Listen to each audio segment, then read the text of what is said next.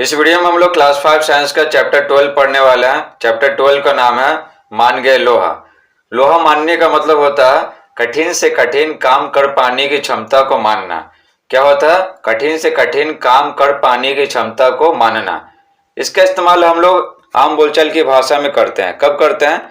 जैसे मान लीजिए कोई व्यक्ति है, तो हम सब की नज़र में हम सब माने हुए थे कि वो कोई स्पेशल काम वो नहीं कर सकता है, लेकिन जब वो काम करके दिखा देता है, अपने सामर्थ्य को साबित करके दिखा देता है, तो हम लोग कहते हैं कि हम लोग भाई तुम्हारा लोहा मान गए, यानी हम लोग उसके सामर्थ्य को क्या मान गए हैं। ठीक है, जो हम सबको लगता था कि वो नहीं कर सकता है लेकिन करके दिखा दिया। तो लोहा मानने का मतलब क्या होता है? कठिन से कठिन काम कर पाने की क्षमता को मानना।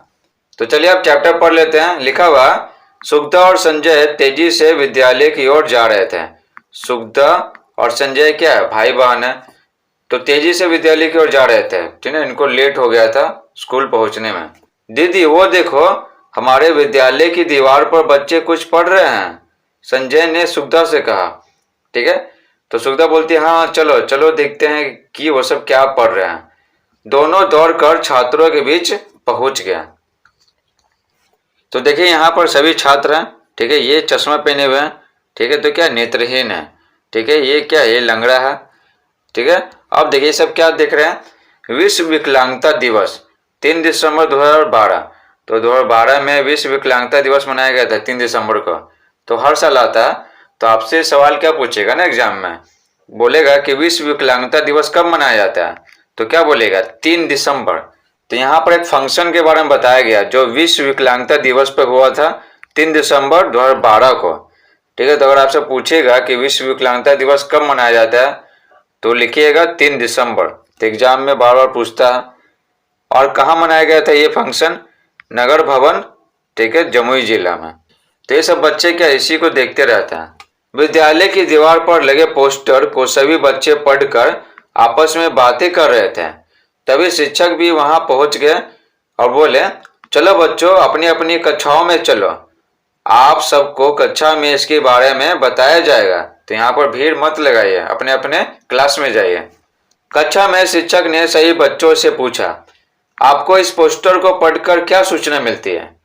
तो नरेश ने बताया, ऐसे व्यक्ति जिन्हें देखने, सुनने, बोलने, चलने आदि में कठिनाई होती है, उनके लिए विश्व विकलांगता दिवस पर विशेष कार्यक्रम आयोजित किया जा रहा है।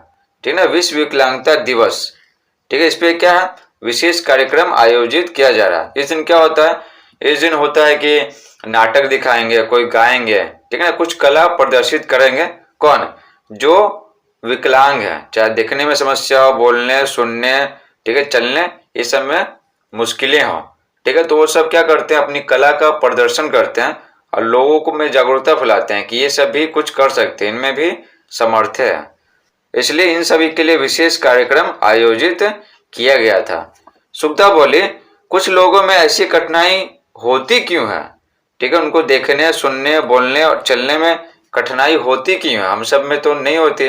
तो शिक्षक ने बताया, कभी कभी दुर्घटना या बीमारी के कारण कुछ लोगों के शारीरिक बनावट में भिन्नता उत्पन्न हो जाती है। ठीक है, शारीरिक बनावट में भिन्नता उत्पन्न हो जाती है। कभी कभी कुछ शारीरिक भिन्नता जन्मजात भी होती है। तो आपसे पूछेगा ना ऑब्जेक्टिव में कि शारीरिक बनावट में भिन्नता, ठीक है, कैसे उत्पन्न हो जाती है, तो ऑप्शन देगा दुर्घटना, दूसरा ऑप्शन देगा बीमारी, तीसरा ऑप्शन देगा जन्मजात होता है। ठीक है, बच्चा जन्म लिया तभी से वो अपंग है। ठीक है, हो सकता है कि देख नहीं पा रहा हो या सुन नहीं पा रहा हो या फिर पैर खराब हो, हाथ खराब हो, इस तरह से, या फिर कुबर हो, तो वो जन्मजात है। तो जो बीमारी, जो अपंगता जन्म से रहती है तो उसको बोलते हैं जन्मजात। तो आपसे सवाल क्या पूछेगा? शारीरिक बनावट में भिन्नता कैसे उत्पन्न होती है? पहला ऑप्शन रहेगा दुर्घटना, दूसरा रहेगा बीमारी, तीसरा रहेगा जन्मजात और चौथा रहेगा इनमें से सभी। तो क्या हो जाएगा? इनमें से सभी। तो मान लेते हैं कि कोई व्यक्ति है, ठीक है, दुर्घटना में मान लेते हैं कि वो अपना पैर खो दिया तो अपंग हो गया।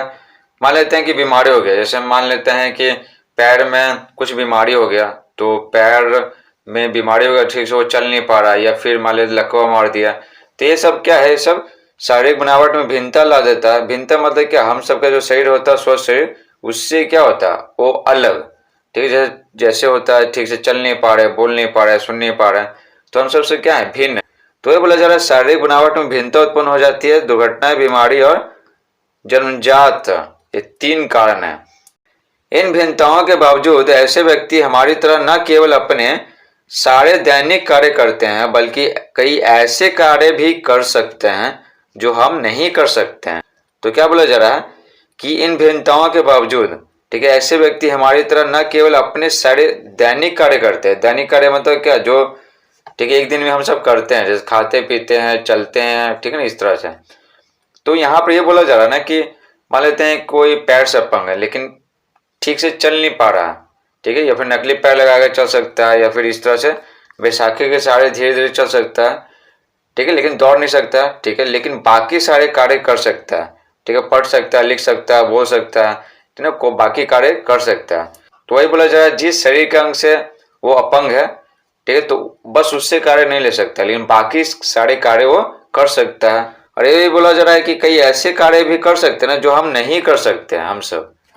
जैसे देखिए यहाँ पर एक एग्जाम्पल बताया गया, आस्था ने कहा, हाँ मैंने भी अखबार में हाथों से निःशक्त एक लड़की को पैरों की उंगलियों से कलम पकड़कर लिखते हुए का फोटो देखा था। तो यहाँ पर इस फोटो में देखिए इसके पास हाथ नहीं है, लेकिन क्या ये पढ़ने में असमर्थ नहीं है, ये पढ़ सकती है, लिख सकती है, ठीक है। तो लिख सकती है कैसे, पैरों से लिख सकती है, ठीक है, पैर से ये पेंसिल पकड़े हुए है, पेन भी हो सकता है, तो उससे क्या है लिख रही है।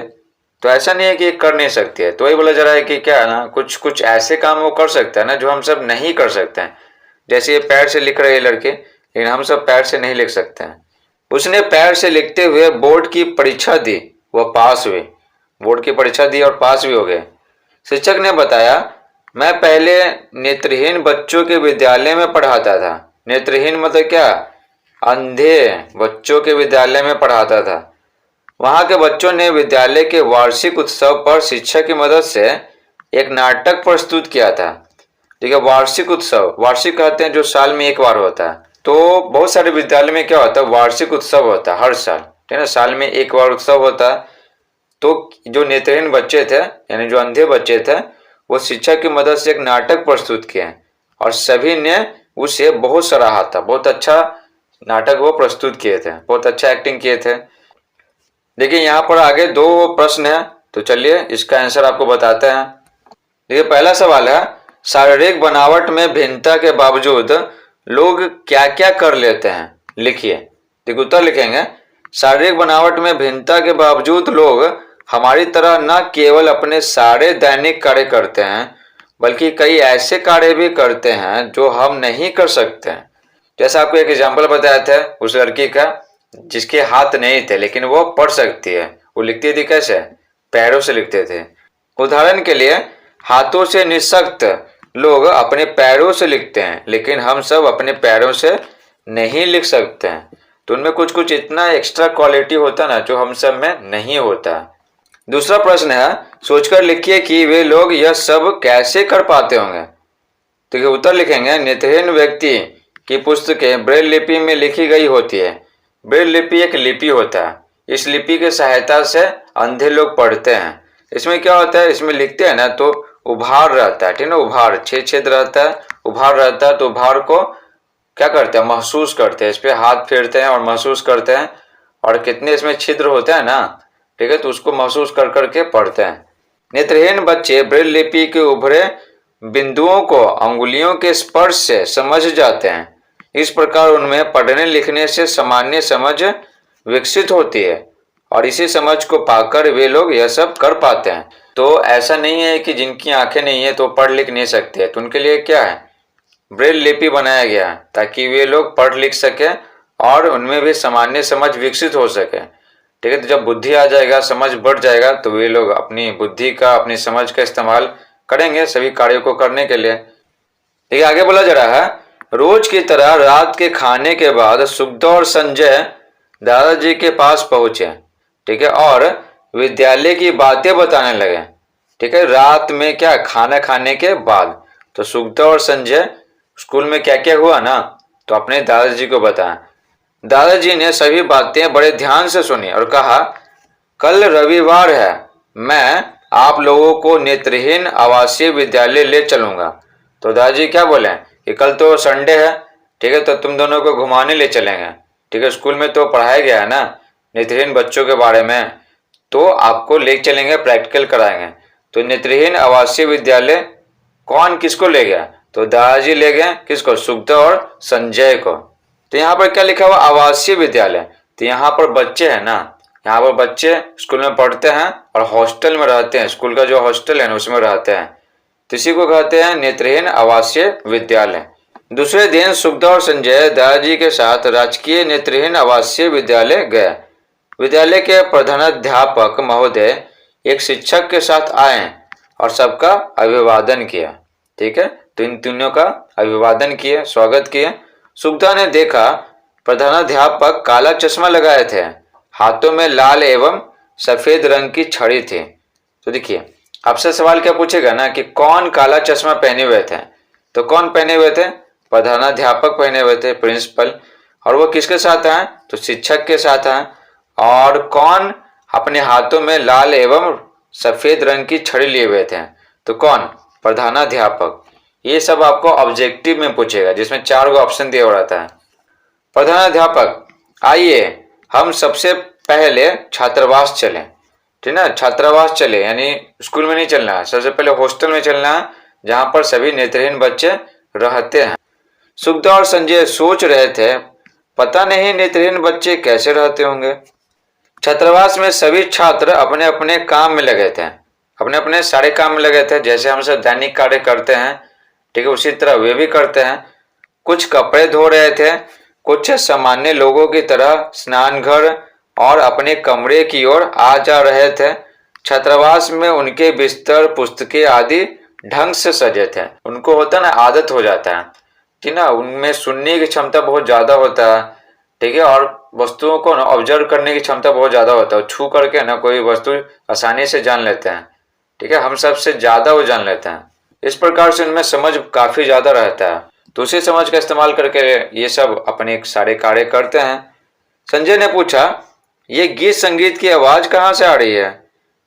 ठीक है, संजय को ना गीत संगीत का आवाज सुनाई पड़ा, तो वो बोलता है ये गीत संगीत की आवाज कहाँ से आ रही है?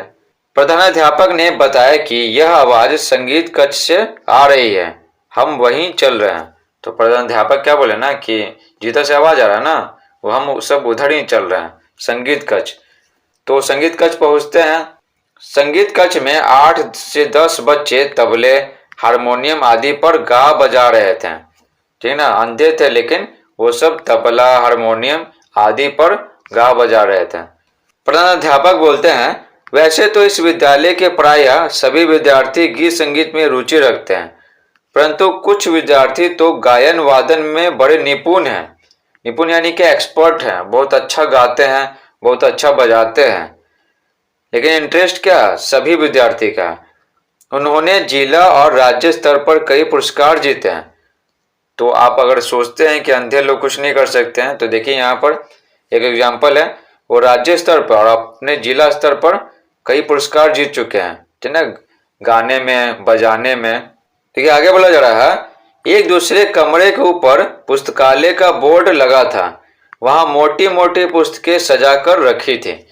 ठीक है, पुस्तकालय का बोर्ड लगा था, वहां मोटी मोटी पुस्तकें सजाकर रखे थे। तो आप सोच रहे होंगे कि किताब कैसे पढ़ेंगे, वो तो अंधे हैं, तो कैसे पढ़ेंगे जब दिखाई नहीं पड़ेगा? तो देखिए उनके लिए एक ब्रेल लिपि विकसित किया गया। तो दादाजी बोलते हैं देखो सुखदा, ये पुस्तकें ब्रेल लिपि में लिखी हैं, ब्रेल लिपि में। तो आपसे पूछेगा ना कि अंधे लोग यानी नेत्रहीन लोग किस लिपि का इस्तेमाल करके पढ़ते हैं, तो आप टिक मारिएगा किस में? ब्रेल लिपि में। ये ऑब्जेक्टिव में पूछेगा। ब्रेल लिपि एक खड़े आयताकार स्लेट में 6 बिंदुओं को उभारकर लिखा जाता है। नेत्रहीन बच्चे इन उभरे बिंदुओं को अंगुलियों के स्पर्श से समझ जाते हैं। ठीक है, अंगुलियों का स्पर्श है। तो देखिए ब्रेल लिपि में क्या होता है, एक आयताकार होता है, आयताकार बॉक्स होता है। इसमें कितने होते हैं? इसमें 6 बिंदु होते हैं, 6 बिंदु। ठीक है, समझ गए? इसी तरह क्या होगा, इसी तरह ढेर सारा रहेगा, बॉक्स आकार में बराबर रहेगा। ठीक है ना, बॉक्स आकार में बराबर रहेगा। आपसे पूछेगा कि जो ब्रेल लिपि में आयताकार बॉक्स होता है, ठीक है, उसमें कितने बिंदु होते हैं? तो 6 बिंदु होते हैं। ब्रेल लिपि में जो आकार होता है वो कैसा होता है, वर्गाकार होता है, आयताकार होता है, बेलनाकार होता है, ये सब पूछेगा। तो क्या होता है, आयताकार होता है। देख रहे हैं आयत का आकार का है, ठीक है, आयत का आकार का। अगर आप क्लास 5 की मैथ की वीडियो सारे देखे हैं तो आपको पता होगा आयत किसे कहते हैं, आपको कई बार बता चुके हैं। देखिए आयत कहते हैं कि जिसकी क्या आमने सामने की भुजा, ठीक है, बराबर हो, ये इसके बराबर होगा और ये इसके बराबर होगा, और यहाँ पर क्या 90 डिग्री बनेगा, 90 डिग्री। उसके बाद देखिए ये है ना, ये इसके समांतर होता है, तो यानी कि इसको बढ़ाएंगे आगे ना तो कहीं मिलेगा नहीं, और ये दोनों के बीच में दूरी है ना हमेशा बराबर रहेगा, कहीं मिलेगा नहीं। यहाँ पर जितना दूरी है वही दूरी है यहाँ पर रहेगा, ठीक है। ज़्यादा समझने के लिए क्लास 5 मैथ का वीडियो देखिए, सारा वीडियो बना चुके हैं। तो ब्रेल लिपि में, ठीक है, जो बॉक्स बनाया हुआ रहता है वो कैसा रहता है, आयताकार रहता है। और एक आयताकार बॉक्स में कितने बिंदु होते हैं, तो 6 बिंदु होते हैं। अंधे लोग यानी नेत्रहीन लोग कैसे पढ़ते हैं, तो ब्रेल लिपि की सहायता से पढ़ते हैं, ठीक है। तो ये तो बेसिक चीज आ गया समझ में। अब देखिए इसमें क्या होता है, ABCD होता है ना, जैसे हम सब लिखते हैं ना उसी तरह इनमें होता है, ठीक है ना। बस फर्क क्या है, ये छू करके महसूस करके पढ़ते हैं और हम सब लिख करके पढ़ते हैं, देख करके पढ़ते हैं। तो देखिए ये ABCD लिखा हुआ है, A से लेकर Z तक लिखा हुआ, ठीक है, 1 से लेकर Z तक। तो ये सब क्या है, ये सब पढ़ लेते हैं, वो ABCD पढ़ लेते हैं और फिर वो लिखते हैं। देखिए सबसे पहले ABCD पढ़ लेते हैं। तो देखिए यहाँ पर क्या 6 गो बॉक्स बनाया गया, देख रहे हैं सब क्या, सब बॉक्स बराबर है, सब बराबर है, ठीक है। अब देखिए एक का मतलब क्या है ना, जो 6 गो बॉक्स है ना, ये 2 2 4 6, तो इसमें क्या है, इसमें रंगते हैं किनारे वाला, ठीक है। किनारे वाला रंगेंगे तो क्या हो जाएगा, ए हो जाएगा, और 2 गो रंगेंगे ऊपर वाला लंबे लंबे, ठीक है, तो हो जाएगा बी। अगर इस तरह से सोया हुआ रेखा के अलॉन्ग अगर हम रंगेंगे, ठीक है, बगल बगल, तो हो जाएगा सी, ठीक है। अगर 3 गो रंगेंगे इस तरह से, ठीक है, इस तरह से ये कोना ये कोना ये कोना, तो हो जाएगा डी, समझे ना। तो इसी तरह से ए से लेकर जेड तक है। अब मान लीजिए कि हमको लिखना है बैड, लिखना है बैड, BAD बैड। तो देखिए कैसे लिखेंगे, बॉक्स बनाया हुआ, ठीक है, इस तरह से क्या है, इस तरह से बॉक्स बनाया हुआ, ढेर सारा बॉक्स बनाया हुआ। अब सब में क्या 6 गो बिंदु बनाए गए, 6 गो बिंदु बनाए गए, ठीक है, बिंदु। इनका जो कागज होता है ना वो क्या होता है, मोटा होता है। जिस कागज में हम लोग लिखते हैं ना उससे हल्का मोटा होता है। जैसे A4 साइज वाला लिखते हैं ना वो व्हाइट पे, तो कैसे होता है, मोटा, उसी तरह। और एक छेद करने वाला होता है ना, एक घोपने वाला, ठीक है, एक रहता है, ठीक है, इस तरह से रहेगा, इस तरह से बनाया हुआ घोपने वाला, और ये रहेगा पकड़ने वाला। जैसे इस तस्वीर में देख सकते हैं इस तरह का रहता है। तो इसको लेते हैं, हाथ में पकड़ते हैं। उसके बाद देखिए हमें क्या लिखना था, बैड लिखना था। तो इसमें बी लिखेंगे, इसमें ए और इसमें डी लिखेंगे। तो बी देखिए कैसे लिखा हुआ, बी इस तरह लिखा हुआ। तो ये दोनों में रंग देते हैं, ये रंगना नहीं है, इसको इससे क्या करना, घोपना है। तो इसमें घोप दिए, इसमें घोप दिए, तो पीछे क्या आ जाएगा, इसके पीछे उभार आ जाएगा। फिर ये लिखना है तो क्या करेंगे, इसमें ये ऐसे करके क्या करेंगे, घोप देंगे। उसके बाद क्या डी लिखना है, तो डी देख सकते हैं। तो इसमें क्या करेंगे, घोपेंगे, इसमें घोपेंगे, इसमें घोपेंगे और इसमें घोपेंगे, ठीक है। तो अगर कोई व्यक्ति है ना नेत्रहीन है तो इसको छुएगा ना, इसको छुएगा, इसको छुएगा, इसको फिर इसको छुएगा, तो समझ जाएगा कि BAD बैड लिखा हुआ, समझ गए, इस तरह से। तो इसका जो पेज होता है ना, एक बड़ा सा पेज होता है, ठीक है। और इस तरह से देखते हैं जैसे बाइंडिंग किया हुआ रहता है ना उस तरह से रहता है, ठीक है। और उसी पर बड़ा बड़ा क्या होता है, बॉक्स बनाया हुआ रहता है उसी पर, ठीक है। उस पर क्या करते हैं, जिस प्रकार से देखते हैं कॉपी किताब में क्या होता है, ऊपर कवर रहता है, नीचे कवर रहता है, बीच में पेज रहता है, बिल्कुल इसी प्रकार से क्या होता है, कोट की तरह रहता है। और फिर क्या करते हैं, इस पेज को इसके बीच में लगा देते हैं। तो इस पेज को क्या किए, इसमें बीच में समा दिए। अब BAD लिख लेते हैं। तो BAD कैसे लिखेंगे, जैसे इसमें बताए थे, घोपने वाला तरीका BA और D। और फिर क्या करते हैं, फिर लिखने के बाद फिर इसको फिर खोलते हैं, जैसे किताब को खोलते हैं ना कॉपी को, ठीक है। तो बीच वाला पेज निकाल लेते हैं, जो इसमें समाये थे बीच वाला निकाल लेंगे, और फिर क्या करेंगे, उल्टा करके इसको पढ़ेंगे, ठीक है। तो जो खोदा हुआ रहता है ना, ठीक है, तो उभार आ जाता है उसके नीचे, बस इसी को महसूस करके पढ़ते हैं। तो इस प्रकार से लिखा जाता है ब्रेल लिपि की सहायता से। तो सुखदा और संजय यह सब जानकर बड़े प्रभावित हुए। ठीक है, उनको लगता था कि कैसे ये सब पढ़ते हैं जब देख नहीं पाते हैं तब, लेकिन सब जानकर ये सब बहुत आश्चर्यचकित हुआ। देखिए उसके बाद 2 सवाल पूछा जा रहा है, 1 और 2। तो चलिए आपको बताते हैं। नेत्रहीन बच्चे छात्रावास में क्या क्या कर रहे थे? तो देखिए नेत्रहीन बच्चे छात्रावास में बहुत सारे कार्य कर रहे थे। कुछ कपड़े धो रहे थे, कुछ स्नान घर और अपने कमरे की ओर आ जा रहे थे सामान्य लोगों की तरह। संगीत कक्ष में 8 से 10 बच्चे तबले, हारमोनियम आदि पर गा बजा रहे थे। ते सामान्य लोगों की तरह अपने दैनिक कार्य कर रहे थे। नेत्रहीन बच्चे कैसे पढ़ते हैं? देखिए उत्तर लिखेंगे, नेत्रहीन बच्चे ब्रेल लिपि में लिखी गई पुस्तकों की सहायता से पढ़ते हैं। ब्रेल लिपि एक खड़े आयताकार स्लेट में 6 बिंदुओं को उभार कर लिखा जाता है। तो कैसे लिखा जाता है आपको बता दिए, तो घोप घोप के लिखा जाता है। उसके लिए क्या होता है, एक बोर्ड रहता है, ठीक है, एक बोर्ड रहता है, अब बीच में पेज लगाते हैं, फिर उसको घोप घोप के लिखते हैं। नेत्रहीन बच्चे इन उभरे बिंदुओं को अंगुलियों के स्पर्श से समझ जाते हैं। ठीक है, तो ए से लेकर जेड तक रहता है बनाया हुआ। देखिए आगे लिखा हुआ है, 3 दिसंबर को विश्व विकलांगता दिवस पर आयोजित कार्यक्रम में शिक्षकों के साथ सुखदा, संजय व विद्यालय के सभी बच्चे पहुंचे।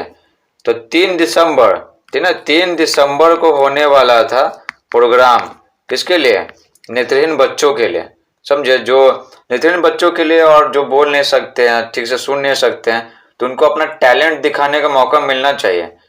तो ये दिन आता है विश्व विकलांगता दिवस। ठीक है, कब मनाया जाता है? 3 दिसंबर। ये आप याद कर लीजिएगा, 3 दिसंबर ऑब्जेक्टिव में पूछेगा एग्जाम में। नगर भवन में लगी कुर्सियों पर विभिन्न प्रकार के शारीरिक चुनौतियों वाले व्यक्ति बैठे थे। शारीरिक चुनौतियों वाले बच्चे मतलब शरीर से क्या अक्षम, ठीक है, तो बोले ना कि कोई अंधा है या फिर लंगड़ा है कि लूला है, ठीक है, तो सब को बोलेंगे शारीरिक चुनौती वाले व्यक्ति। दीवारों पर विभिन्न प्रकार के पोस्टर व बैनर लगे थे। इन पर समाज कल्याण विभाग के द्वारा निःशक्त व्यक्तियों एवं छात्र छात्राओं के लिए चलाए जा रहे कार्यक्रमों की जानकारी दी गई थी। जिस प्रकार से 2 सरकार होता है, केंद्र सरकार, ठीक है, मोदी जी वाला, राज्य सरकार नीतीश कुमार वाला, बिल्कुल इसी प्रकार से होता है। उनका अपना अपना विभाग होता है, ठीक है ना, ताकि वो अक्षम लोगों की मदद कर सके। तो देखिए समाज कल्याण विभाग, ठीक है, केंद्र सरकार का अलग है, राज्य सरकार का अलग है। तो ये सब क्या करते हैं ना, निःशक्त व्यक्ति जो अपंग है ना, उनके लिए कई कार्यक्रम चलाते हैं ताकि उन सभी को मदद किया जा सके, ठीक है, उन सभी का मदद किया जा सके इसके लिए। तो दीवारों पर विभिन्न प्रकार का पोस्टर और बैनर लगा हुआ था ना, तो उस पर सब कार्यक्रम लिखा हुआ था कि इन सभी के लिए क्या क्या योजनाएं हैं, ठीक है ना, ये सब। छात्र छात्राओं को दी जाने वाली सुविधाओं के बारे में भी जानकारियां थी। लोग अगर सरकार की योजनाओं के बारे में जानेंगे नहीं, उनको पता ही नहीं रहेगा, तो उसका लाभ नहीं उठा पाएंगे। इसलिए पोस्टर पर और बैनर पर जो लगा हुआ था ना, जो पोस्टर और बैनर लगा हुआ था, उस पर विभिन्न योजनाओं के बारे में, विभिन्न कार्यक्रमों के बारे में जो अपंग लोगों के लिए चलाया जा रहा है, वो सब लिखा हुआ था।